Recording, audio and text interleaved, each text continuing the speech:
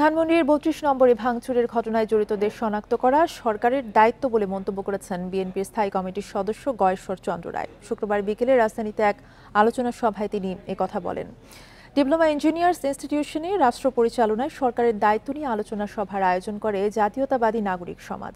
আলোচনা সভায় ৫ ফেব্রুয়ারি ধানমন্ডির ৩২ নম্বরের বাড়ি ভাঙচুরের ঘটনায় উদ্বেগ প্রকাশ করেন বিএনপির স্থায়ী কমিটির সদস্য গয়েশ্বর চন্দ্র রায়।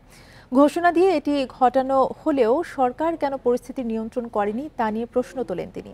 বিএনপি স্থায়ী কমিটির এই সদস্য বলেন, সরকারের দায়িত্ব এই ঘটনায় জড়িতদের শনাক্ত করা, জবাবদিহিতার আওতায় আনা।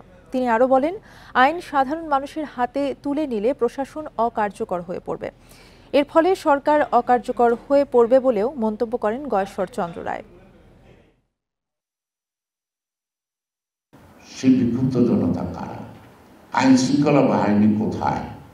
এমন একটা ঘটনা বুলডোজার ভাড়া করা হয় বা তার আনুষঙ্গিক যন্ত্রপাতি ভাড়া করা হয়, কিন্তু সরকারের দায়িত্ব তাদেরকে শনাক্ত করা এবং জাতির সামনে উপস্থাপন করা।